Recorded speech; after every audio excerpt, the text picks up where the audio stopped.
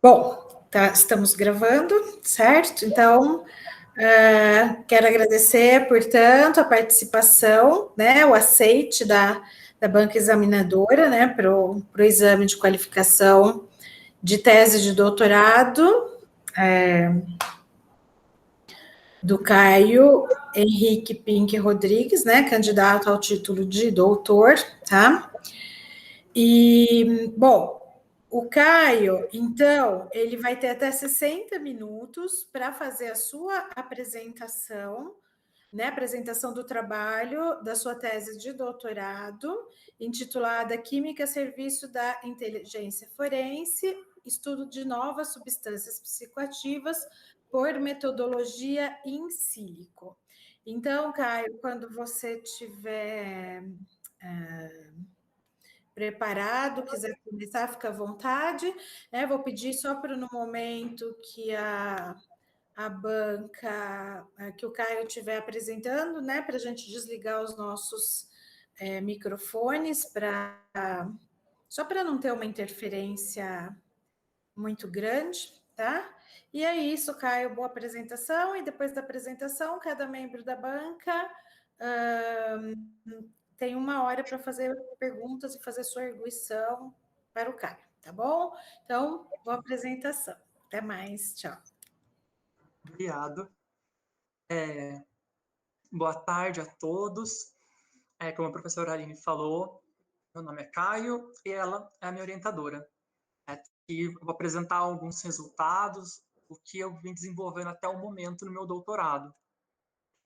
A minha tese é intitulada Química a Serviço da Inteligência Forense, Estudo de Novas Substâncias Psicoativas por Metodologia in Silico.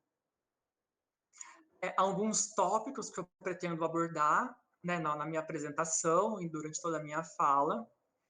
Mas, bom, começando a temática, é importante a gente ter, dentro do nosso contexto, a dimensão completa que a gente está tratando. Então, a gente tem que a humanidade em si, ela gera muito dado, e nos últimos anos, ela tem aumentado de forma exponencial esse volume de informação. Isso não é restrito a apenas dados. Segundo a American Chemical Society, esse aumento de informação, no caso química, sobre moléculas registradas, novas moléculas registradas, também veio aumentando ao longo dos anos. E o mercado de substâncias ilícitas também aumentou durante o tempo. Então, numa perspectiva mais abrangente, o que a gente pode esperar desse futuro? Como a gente pode compreender, trabalhar esses dados, entender esses novos compostos que estão sendo formulados e, em específico, no caso de novas substâncias psicoativas, como que a gente pode tentar prever ou tentar informar sobre o uso dessas substâncias. Ao longo dos anos, a gente teve algumas medidas para controle ou proibição. Uma das primeiras é a Conferência sobre Substâncias Entorpecentes, em 61. 10 anos depois, houve a Convenção de Substâncias Psicotrópicas. E depois, em 88, a gente teve uma outra convenção de tráfico ilícito de substâncias entorpecentes e psicotrópicas. Nessas discussões, o Brasil foi signatário e é signatário dessas indicações, dessas convenções que são formuladas dentro da ONU. Mas só em 1998, por meio de uma portaria da Anvisa, né, da Agência Nacional de Vigilância Sanitária, que a gente começou a ter uma descrição dessas substâncias, de quais eram controladas, quais são as proibidas. E as substâncias que eram discutidas, são discutidas nessas convenções anteriores, elas foram agrupadas em 3 listas diferentes, F1, F2 e F3, né, respectivamente. Ainda caminhando nessa discussão, a formulação de lei, uma lei mais robusta no Brasil, veio apenas em 2006. que, em seu primeiro parágrafo, faz a descrição do que são essas substâncias ou produtos, que ele indica que são substâncias capazes de causar dependência, assim se relacionar com essas listas, que a Anvisa ela atualiza de uma maneira constante. E onde que entra o caso das substâncias, das novas substâncias psicoativas?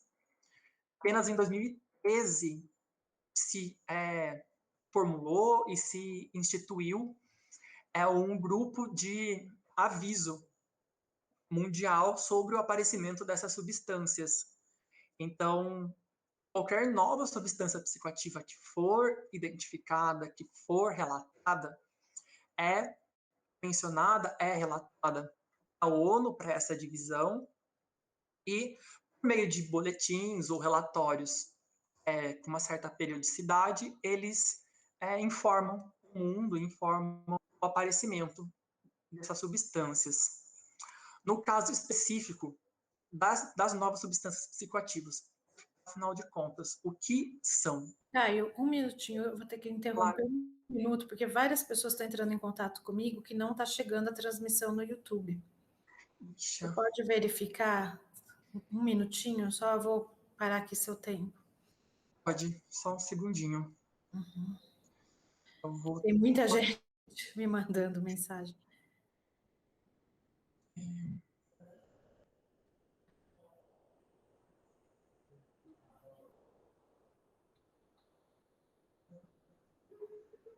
Eu desativei a internet do meu celular, então eu estou acabando não vendo.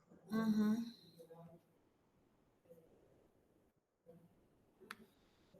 Só um segundinho, vou parar a apresentação para resolver. Uhum.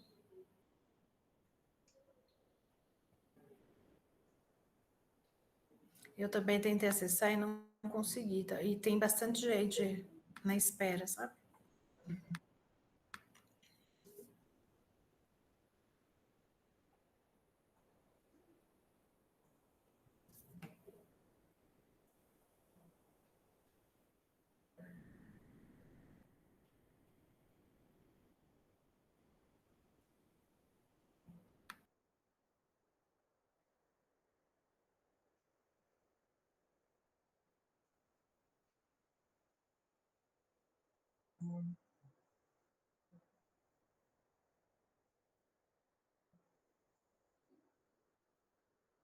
Transmissão ao vivo.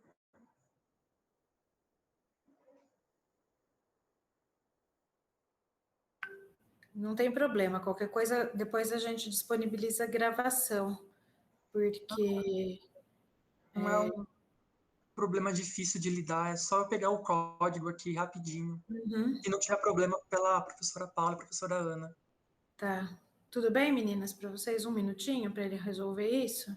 Sem problemas. Sem problema. Então, tá bom.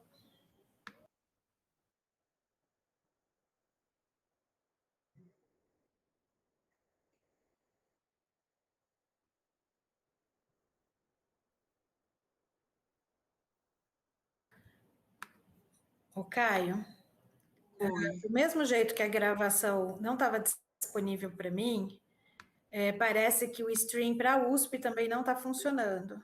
Você consegue ativar o stream da USP aí da sua conta? Não sei. No Google Meet mesmo. Aparece a opção para você iniciar streaming? Eu vou conferir. Só estou arrumando o streaming aqui. Vamos ver se... Porque eu vou iniciar de novo para ver se ele se entra, tá?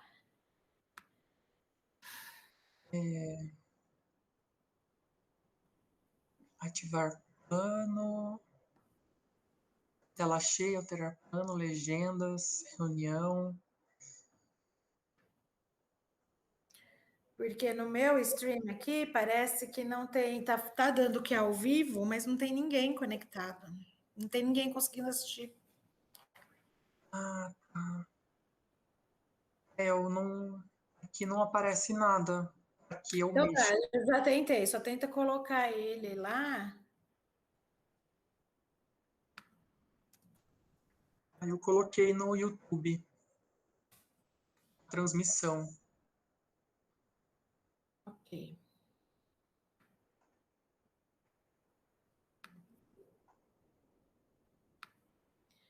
minutinho aqui.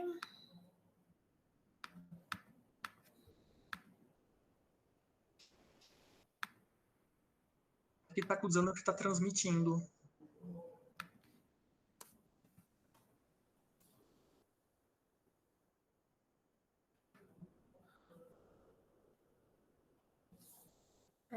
Mas por algum motivo... Ok, consigo ver a transmissão minha. Aqui está acusando que está transmitindo. Tá. Ok.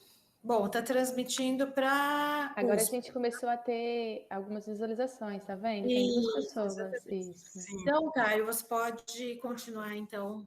Bom, para quem está assistindo ao vivo, né, o Caio teve que parar um pouquinho a apresentação, foi bem pouquinho, tá? Mas ele vai continuar a partir de agora para a gente resolver o problema da transmissão ao vivo. Então, peço desculpas, mas ele vai continuar de onde ele parou, tá? Então, boa sorte de novo, Caio. Foram poucos slides, acredito que não vai atrapalhar o entendimento de quem está assistindo.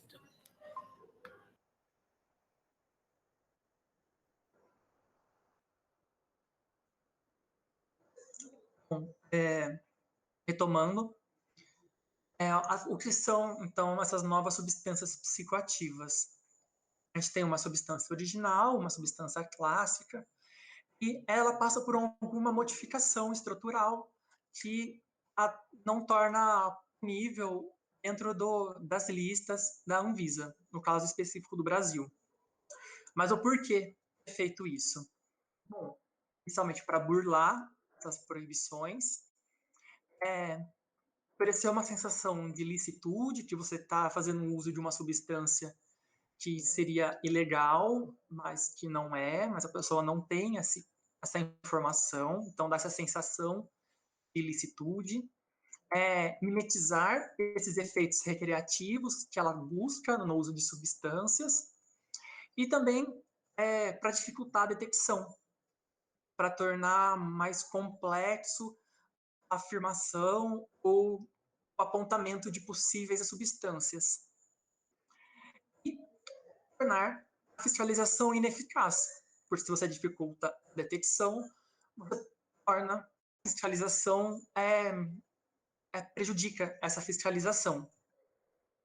E, bom, quanto à natureza dessas substâncias, é bom a gente fazer um primeiro apontamento do que é tratado como crime. No caso de substâncias lícitas, o artigo 273 do Código Penal ele fala sobre adulteração, falsificação de fármacos. Sobre substâncias ilícitas, a gente tem o apontamento do artigo 28, com relação à posse, e o artigo 33, que é com relação ao tráfico de drogas, da Lei 11.343 de 2006. E dentro desta lei, 2 exames são requeridos para constatação da materialidade da apreensão como sendo uma droga ilícita penalmente punível, que é o laudo de constatação e o laudo definitivo. Esses laudos, essas caracterizações, não há uma indicação na lei sobre qual técnica utilizar. Então, é comum que a gente utilize e siga as orientações desse grupo SWG Drug, que é um grupo formado por cientistas forenses, onde eles fazem atualizações de bancos de dados sobre essas substâncias e também eles fazem indicações das categorias. Eles classificam em A, B e C. Elas são divididas em seletividades, então a categoria A é por meio de informações estruturais das substâncias, a categoria B são técnicas relacionadas a propriedades e características físico-químicas, e a categoria C, informações gerais ou de classes químicas. Então, eles apontam algumas técnicas de quais são as indicadas para cada uma dessas técnicas, cada uma dessas análises, e eles recomendam que seja aplicado uma técnica A, uma técnica B, confirmação. Caso não se possa aplicar uma técnica A, é indicado que utilize 2 Bs e uma C. E o que essas técnicas, as técnicas A principalmente, elas funcionam? Então, uma radiação que através de espelhos se especifica, passa por uma amostra, e a interação dessa radiação com a amostra, a gente obtém um sinal, obtém uma informação química, que a gente obtém um espectro, normalmente, e por meio da experiência do analista, faz a identificação de qual substância seria, para poder fazer a constatação nesse laudo. Mas, se são dados muito complexos, depende muito da experiência do analista com relação ao que ele está observando. Então, são várias técnicas e requer muita habilidade de quem está fazendo essa análise. Então, uma alternativa seria utilizar os métodos em sílico. Então, a gente seguiria apenas nesse diagrama. Um computador, que a gente obtém informações químicas para fazer essa pontuação. Eu acrescento os métodos estatísticos nesse grupo para poder fazer as indicações e diferenciações. Por que os métodos em sílico? Eles são economicamente mais viáveis, eles estão de acordo com uma química verde, há um menor tempo para a obtenção de informações com relação a esses compostos em específico, não fazemos uso de animais e também não fazemos uso de reagentes, estando sempre de acordo com essa ideia de química verde. Mas é só resultados positivos, eu só estou falando de coisas boas, mas existe qual é o erro, qual é a segurança desses meus resultados. Com relação à simulação e o ancoramento, a gente parte da ideia de que a química para a gente entender a química, ela é muito descritiva. E ao longo dos anos, a gente vem com diversas abordagens para fazer a descrição do que a gente entende como átomo. Atualmente, o modelo que a gente utiliza para fazer essa representação, para compreender a descrição do átomo, pelo menos o átomo mais simples, é a equação de Schrödinger. Mas ela é possível de ser utilizada para resoluções para o átomo de hidrogênio ou átomos hidrogenoides. Para fazer sistemas mais complexos, uma das possíveis abordagens é o DFT, onde a obtenção dessa energia, a obtenção dessas informações é feita por uma descrição de densidade, onde a gente tem parâmetros que a gente pode chamar, nesse contexto, de mais universais, que são parâmetros de constantes e resoluções matemáticas. Então, nessa simplificação que eu apresento para vocês, a gente tem o primeiro termo, a energia cinética, o segundo é a repulsão entre os elétrons, e o terceiro é um potencial externo. Esse potencial externo é o que apresenta maior complexidade na hora de fazer essas resoluções de matemáticas desse cálculo. Porque a ideia dele não contribui de uma forma tão expressiva no cálculo, valores numéricos. Mas ele é importante para fazer as descrições mais finas de ligações. E ele é composto por diversos termos que, devido à complexidade do procedimento matemático, do cálculo, ele também acaba se tornando complicado de se resolver, de ter uma resposta. Então, existem diferentes abordagens de resolução para esse potencial. Então, aqui tem 2 exemplos. de 2 potenciais diferentes, de 2 DFTs diferentes, para mostrar de como muda um DFT para o outro, é isso que traz a diferença de resultado.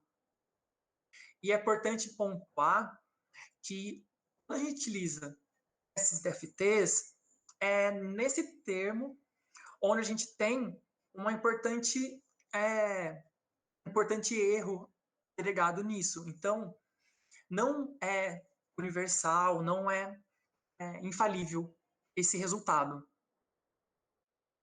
Com relação aos métodos espectroscópicos, partindo desse conceito, dessa ideia DFT, a gente obtém uma energia, a gente faz a simulação e obtém uma estrutura de energia mínima, para obter, no caso aqui, mínimas, coisas são diferenças mínimas entre as estruturas, mas quando a gente olha o espectro, isso pode dar uma influência muito grande. Mas, quando a gente olha um espectro experimental, de mesma origem, né, de infravermelho, a gente também observa muitas disparidades, influências de diversos fatores na obtenção desses resultados. Então, é questão de encontrar a melhor abordagem.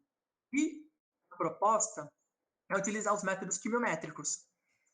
Existem diversos métodos, diversas abordagens para abordar os mais diversos tipos de situação.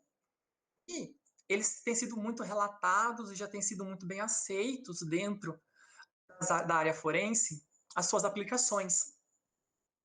Mas eu volto a trazer a ideia de que, como não existe um método infalível, nem experimental nem teórico, os quimiométricos também não são perfeitos. Então, é uma questão de saber trabalhar e ponderar o que utilizar. O trabalho, então, eu mostrei para vocês a complexidade da situação, de novas substâncias, de misturas, de quantidade de informação, tem algumas sobreposições legais entre o que é lícito e o que não é lícito. Então, esse trabalho tem 3 grandes problemáticas. Primeiro, a parte de exames de constatação, de desenvolver um método, de ver se existe a possibilidade de evitar falsos positivos e falsos negativos na detecção de anfetaminas e catinonas, que são o meu alvo de estudo, propriamente dito. Com relação aos exames definitivos, existe um padrão analítico para essas drogas? Tem como confirmar a presença ou ausência sem um padrão? E as técnicas A, classificadas pela SWG Drug, são suficientes para essa identificação? E, por último, tem como a gente poder determinar o risco do consumo dessas substâncias, numa ideia e num contexto de redução de danos, de informação sobre o consumo. A metodologia, de uma forma geral, foi separada em a parte de simulação. Eu utilizei o software Orca, usei diferentes DFTs, utilizei diferentes bases e utilizei alguns solventes para poder fazer a caracterização mais próxima do que é observado experimentalmente. Eu obtive, então, espectros na região UV-Vis, infravermelho e ressonância magnética nuclear. Em todos esses espectros, eu apliquei algum método quimiométrico para fazer uma análise. E com relação à parte de ancoramento, da parte de redução de danos, eu utilizei, a princípio, o software Agendoc para estudar as minhas anfetaminas e catinonas, que no caso são 21 anfetaminas e 21 catinonas diferentes, mas homólogas entre si. O que eu consegui até o momento de resultados. Com relação à espectroscopia na região ultravioleta visível, eu continuei um trabalho que eu desenvolvi no meu mestrado, onde eu fiz a simulação, agora no doutorado, das minhas anfetaminas, com isotiosanato de fluoresceína. Ele reage com aminas primárias e secundárias. Mas o porquê dessa reação? Para que a gente consiga observar a presença ou a ausência de maneira visual, a gente tem que ter o retorno, tem que ter a luz observável.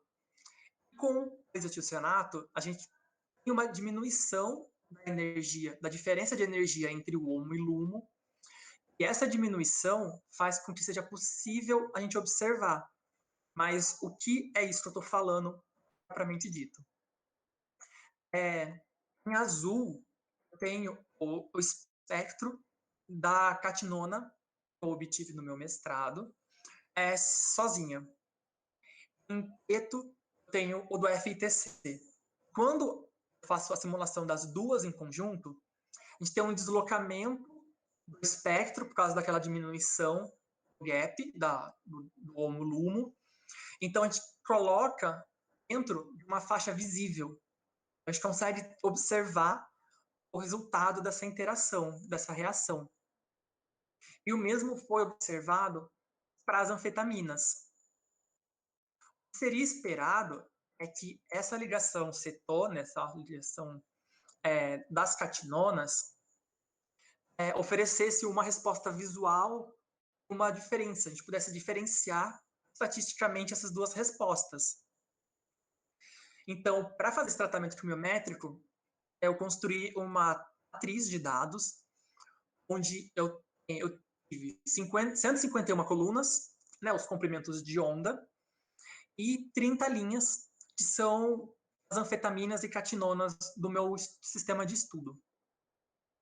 Então, aqui são a diferença de gap, né, como o FTC realmente diminui essa energia. E essa matriz, eu apliquei uma PCA. Sinteticamente, é uma forma de diminuir a dimensão. Porque 151 colunas, eu posso interpretar como sendo 151 dimensões. E não tem como a gente enxergar 151 dimensões. Então, a PCA, a gente consegue fazer essa redução, onde a gente traça componentes principais e, se a gente chamava de eixos X1 e X2, a gente começa a analisar novas componentes principais, PC1 e PC2. Aqui, mostrando para vocês como que houve essa redução de maneira numérica.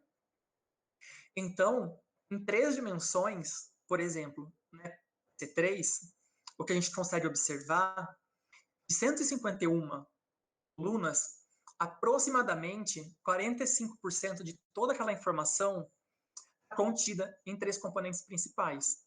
Mas, visualmente, o que eu mostro para vocês é essa conformação, onde a gente tem, em cima desses dados, em cima dessa primeira parte do trabalho, como conclusão parcial, de que a informação não é muito clara. Mesmo que a gente tenha aquela informação prévia esperada de que a ligação carbono-oxigênio fosse oferecer alguma separação relativa entre essas informações, ainda assim não é muito claro.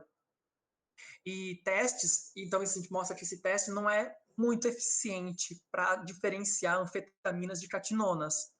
Mas a gente pode fazer outros testes e talvez aplicar em outros sistemas para diferenciar anfetaminas e catinonas de outras substâncias. Então, conseguir apontar o que não é. A gente não consegue afirmar o que é, mas a gente consegue apontar o que não é. Uma informação muito importante para uma tomada de decisão. Partindo agora para as técnicas A, então a espectroscopia na região do infravermelho. Classicamente, comumente, a gente obtém um espectro dessa forma, a gente obtém um perfil parecido com esse, onde a gente observa, vendo a experiência do analista, de ver essas intensidades, de ver os deslocamentos e caracterizar de acordo com o que a gente tem de informação. Então, em torno de 1.700 é uma vibração C-O, em torno de 3.000, 3.300, a gente pode ter uma vibração nitrogênio-hidrogênio, carbono-hidrogênio. E a gente acaba observando, aqui a gente observa computacionalmente, mas isso é que acabou acontecendo experimentalmente, que é uma vibração dessa molécula. Então, cada um desses comprimentos é uma vibração de uma intensidade diferente. Esse trabalho em específico, nessa parte do que eu desenvolvi, foi em colaboração com o perito da Polícia Federal, Ricardo Mascarenhas, lá de Curitiba, onde houve uma apreensão suspeita de ser uma substância ilícita, e a gente chegou com esse espectro, na região do infravermelho. A gente trabalhou a ideia de termos espectros teóricos e experimentais.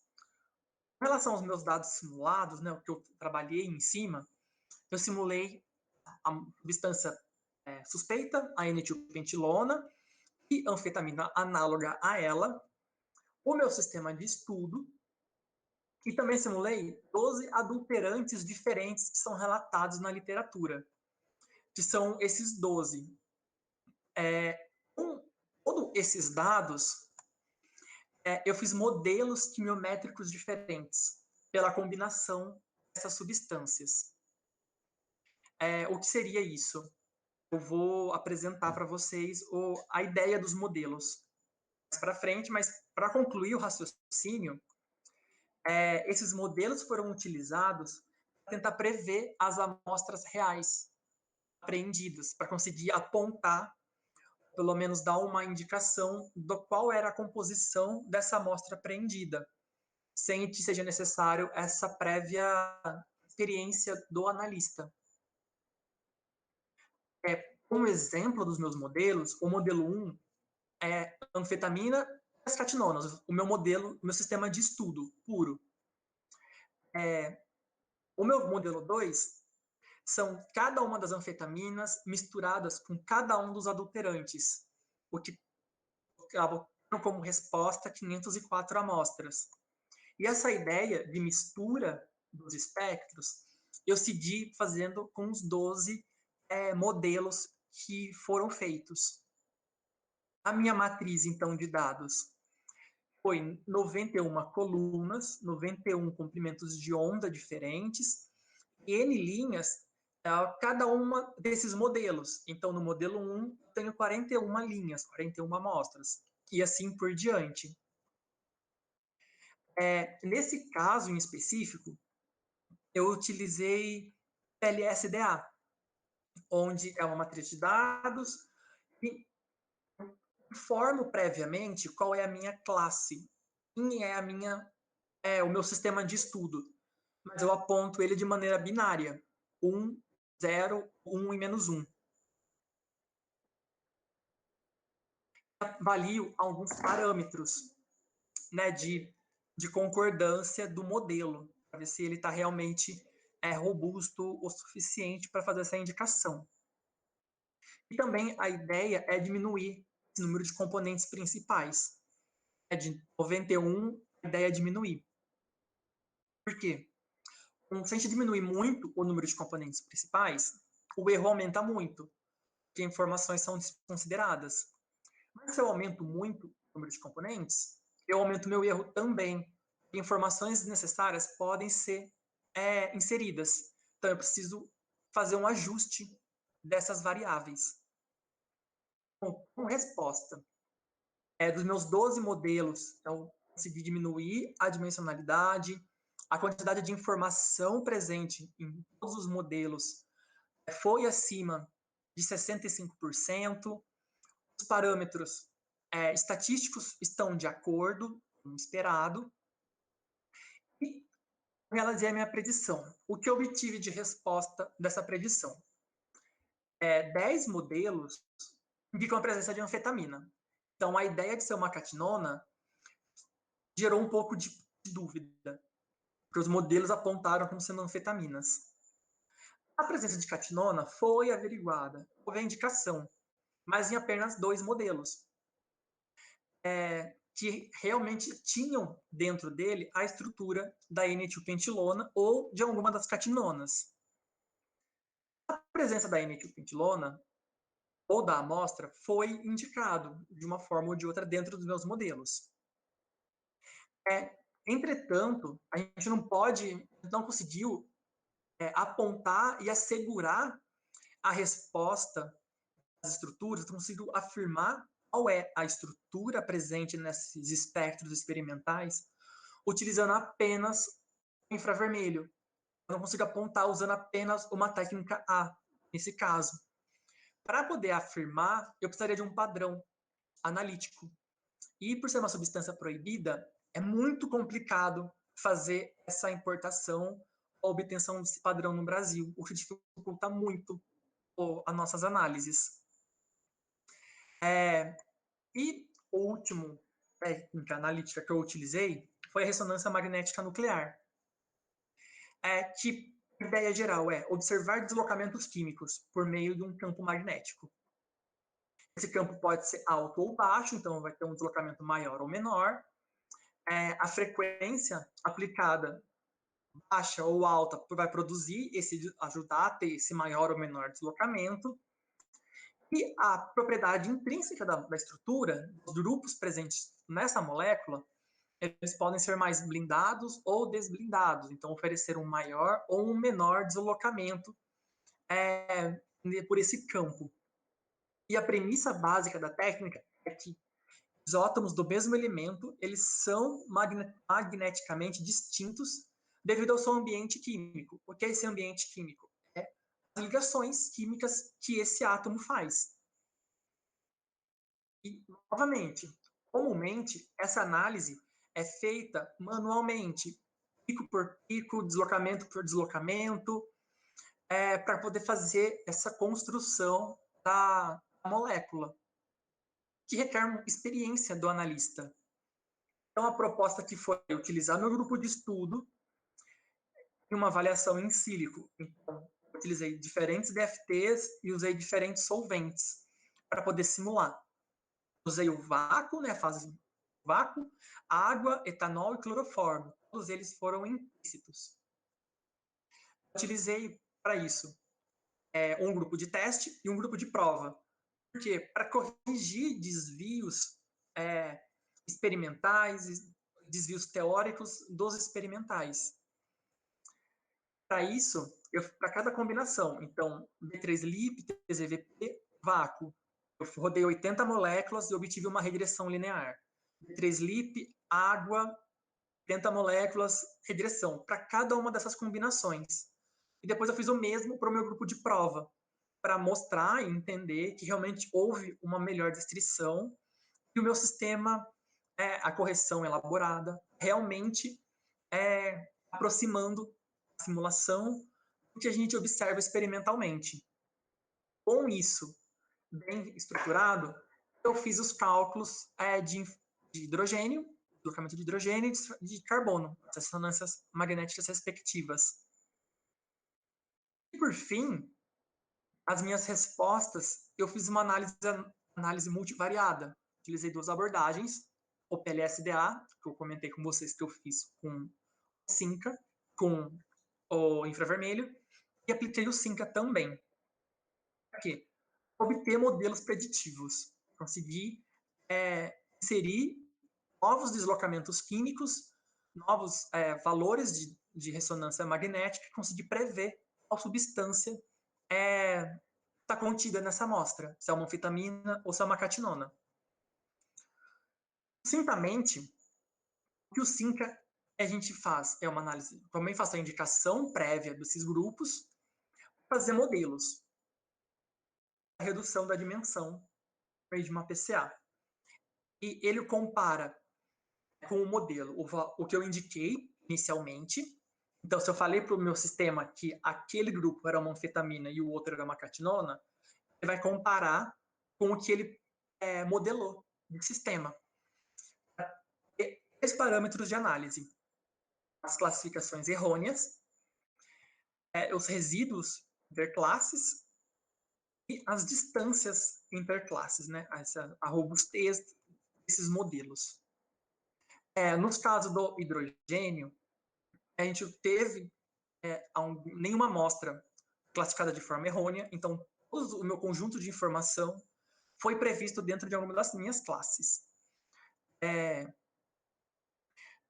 Os meus resíduos e as minhas distâncias, eles apresentaram valores adequados. O que é um valor adequado? A distância, né, o resíduo da classe 1 para a classe 1 tem que ser menor do que o resíduo da classe 1 para a classe 2. E a mesma ideia a gente aplica para a distância interclasse, porque a distância da classe 1 para ela mesma tem que ser menor do que a distância da classe 1 para a classe 2. Mas quando a gente analisa as respostas do modelo Sinca para os carbonos, a gente observa uma sensível melhora, uma sensível predição melhor desses resultados. Por quê? A gente tem um número de componentes principais menor, então para o hidrogênio eu precisei de 5 para modelar, para os hidrogênios eu precisei de 3, para os carbonos eu precisei de 3. As minhas distâncias e meus resíduos estão melhores, né? São números um pouco maiores, então é uma separação melhor, é uma modelagem melhor desse meu sistema. Mas continuando, a gente resolveu aplicar uma PLS-DA nesses meus resultados. Então, foram 35 deslocamentos químicos diferentes, então 35 colunas diferentes, e 41 linhas, 41 amostras das minhas 42 moléculas, 21 anfetaminas e 21 catinonas. O meu modelo, assim como eu apresentei para o infravermelho, houve essa redução da dimensão e em todos os modelos eu obtive um acúmulo de informação maior que 90%, e os demais parâmetros também estão de acordo com a modelagem. Os do carbono também foram dentro desses parâmetros, mas, novamente, assim como o Sinca, apresentaram respostas melhores. Mas com essas informações, a gente se deparou com uma possibilidade. Será que teria como fazer essa diferenciação entre anfetaminas e catinonas apenas com a estrutura básica, com os 9 carbonos básicos que são comuns entre as duas estruturas? Então, essa foi a proposta do trabalho nesse próximo passo. Então, a gente tem 9 colunas e as 42 amostras.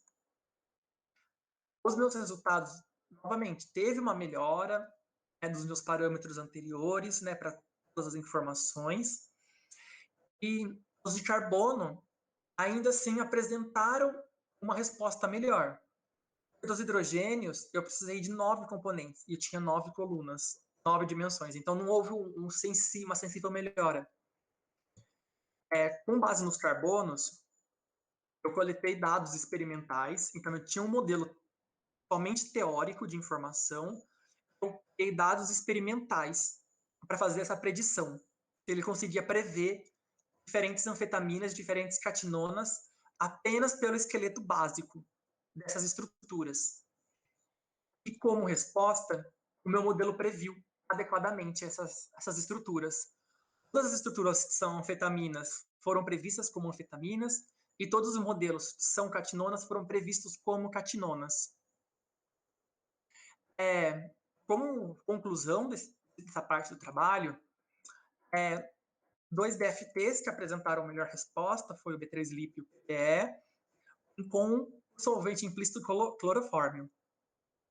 As correções foram satisfatórias, tanto é que as respostas teóricas se aproximaram mais dos experimentais, e tanto para o B3LIP quanto para o PBE é o que a gente obteve o melhor fator de correção, né? O que melhorou os meus dados.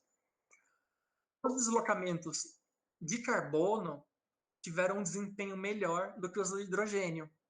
Então, numa tomada de decisão, se eu tivesse que escolher entre um equipamento, por exemplo, que eu tivesse que comprar, entre carbono e hidrogênio, eu acabaria preferindo um de carbono em cima dos meus modelos, para o caso específico de anfetaminas e catinonas. E em relação à parte de análise multivariada, as simulações foram hábeis em gerar esses dados. A avaliação quimiométrica apontou bons resultados. Ela apontou realmente essa diferenciação sem que eu precise de um analista específico de ressonância magnética nuclear para fazer a análise de 42 espectros diferentes. partindo de um mesmo solvente. Isso é importante porque todas as catinonas são proibidas no Brasil. Porque em 2017 houve a proibição de classe estrutural, mas nem todas as anfetaminas são proibidas. Então, com um modelo, com uma resposta dessa forma, a gente consegue fazer uma aplicação mais correta da lei, sem que infrinja direitos humanos das pessoas envolvidas. E esse trabalho acabou de ser publicado na Chemometrics and Intelligence Laboratory System. A gente acabou de mandar a versão, ou o proof corrigido, então logo mais sai a versão definitiva. E, por último, a última abordagem desse trabalho é com relação à toxicidade. A gente tem muito vivo, é muito comum encontrar trabalhos relacionados à toxicidade in vitro e in vivo. Mas existem modelos toxicológicos in silico. Então, existem modelos que são feitos em animais, tem modelos que são feitos em placas com célula, e modelos que são feitos computacionalmente. Existem diversas abordagens, banco de dados, atividade, modelos TISAR. Mas a ideia de todos esses modelos de toxicidade é entender mecanismos de toxicidade, fazer predições de efeitos adversos, projetar medicamentos, alimentos mais seguros, baseados em química verde e em proteção ambiental.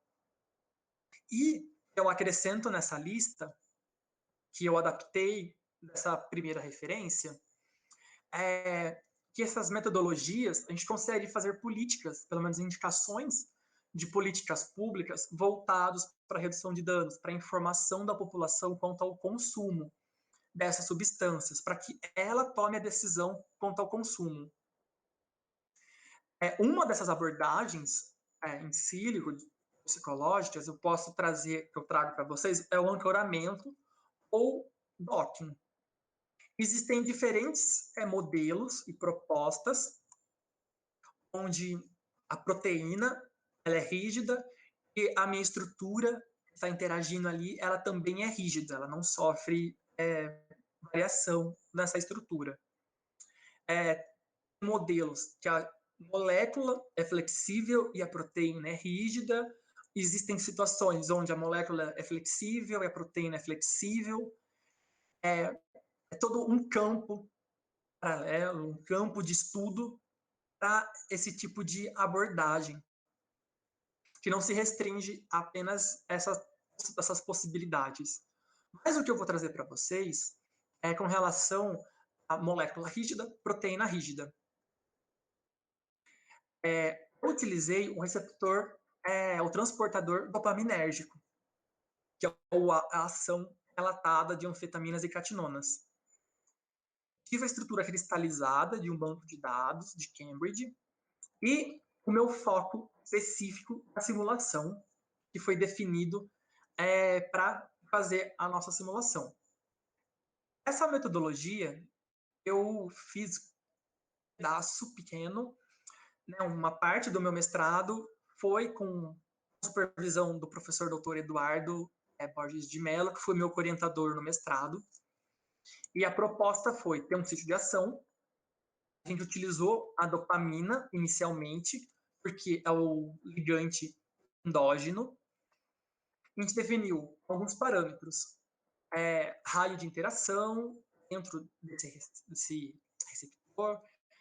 O algoritmo do software, a Gendoc, é um algoritmo genético. Então, a gente define por populações e gerações de melhores respostas. E a gente insere que a gente quer, né, de resposta do sistema, as 10 melhores soluções que ele interpreta dentro do algoritmo. O porquê disso?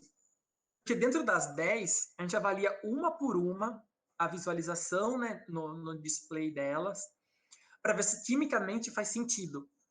Porque matematicamente, pelo sistema do software, faz. Mas quimicamente faz sentido essa possibilidade que ele indicou? Então, é por isso que a gente selecionou 10 soluções.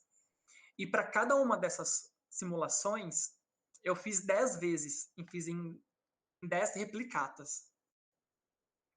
Essas foram as minhas energias, então eu observo que anfetaminas e catinonas mais complexas, elas obtêm uma energia menor, e quanto mais simples a estrutura delas,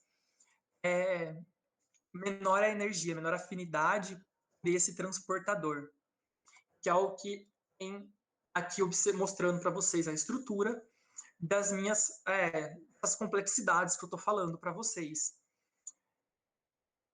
E dentro dessa primeira proposta, que foi só utilizar o Agendoc, a gente observou essa tendência de comportamento igual para anfetaminas e catinonas, mas catinonas tendo uma afinidade um pouco menor, né, são mais estáveis dentro desse transportador do que as anfetaminas.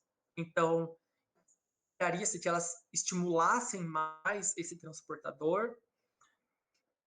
Esses grupos, a complexidade, né, o grupo benzodioxol e benzil apresentam uma maior afinidade por esse receptor. Quanto mais complexa essa estrutura do meu grupo de estudo, maior foi essa afinidade.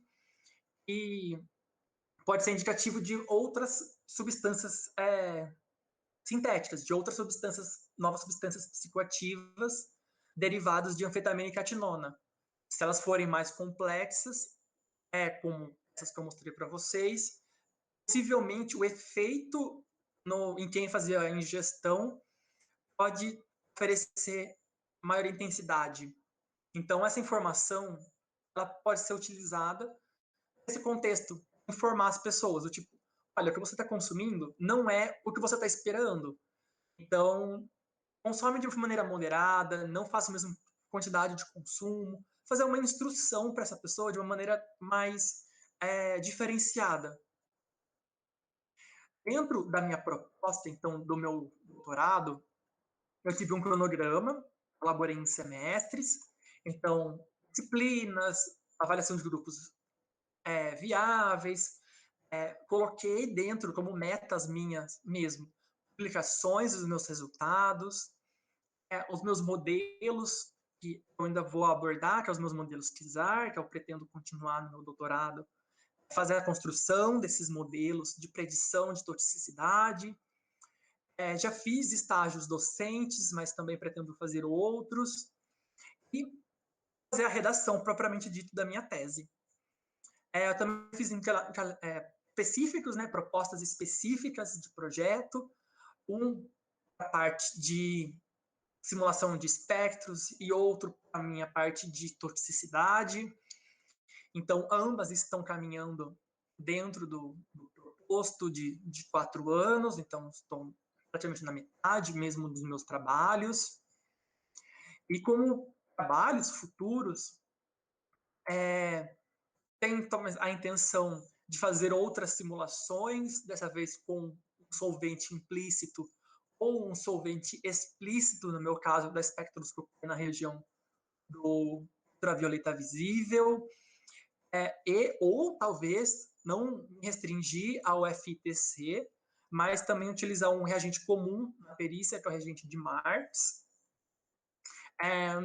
Com a parte de espectroscopia, pretendo fazer análise da minha simulação com espectroscopia Raman, principalmente por causa dessa potencialidade dela ser utilizada como técnica portátil, um local para conseguir levar numa apreensão, e fazer a redação desse artigo de infravermelho, né, desse trabalho em colaboração com o perito Ricardo.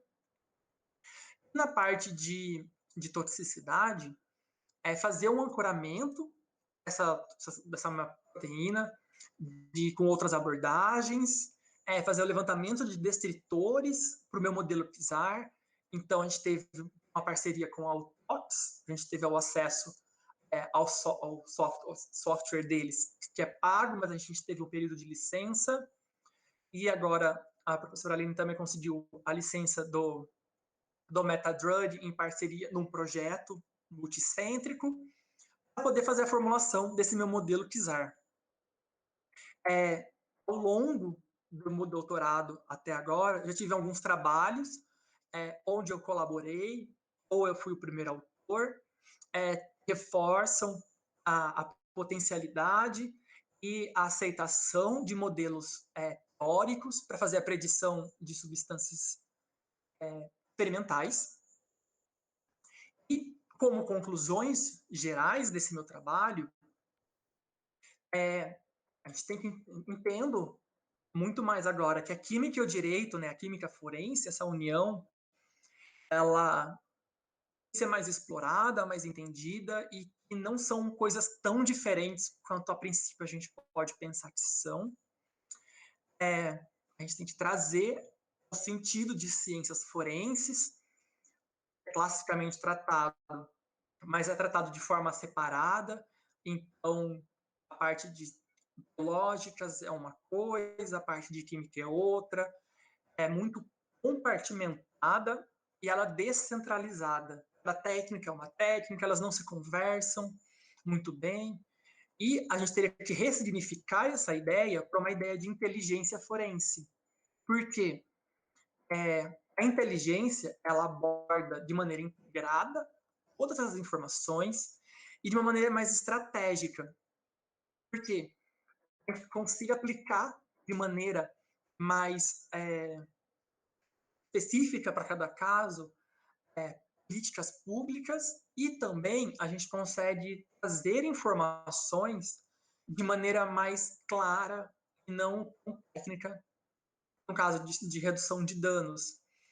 Em todos esses casos, a gente tem que métodos in silico, os métodos estatísticos, são uma poderosa ferramenta que podem auxiliar quem trabalha com a parte experimental, quem trabalha com a parte de redução de danos, a levar essas informações a seus públicos específicos, seja a parte jurídica, a parte da perícia, ou seja a parte de redutores de dano e quem faz a ação local, de quem faz o consumo. Então, eu gostaria de agradecer a professora doutora Ana Flávia, a professora doutora Paula, a minha orientadora, a professora doutora Aline. Também agradeço a senhora Lâmia, que é secretária do departamento, por todo o trabalho desde o meu mestrado até agora, a todos os presentes que se dispuseram a acompanhar esse exame de qualificação, essa minha apresentação até o momento, as instituições onde eu estou inserido, então a USP, a Faculdade de Filosofia, Ciências e Letras, o Departamento de Química e o Programa de Pós-Graduação, as agências de fomento, todos os membros do laboratório, os que estão e os que passaram, o INCT Forense e o Senapad de São Paulo, pelo processamento de dados e algumas simulações que foram desenvolvidas lá em alguns dos trabalhos desenvolvidos até agora. É isso, muito obrigado a todos.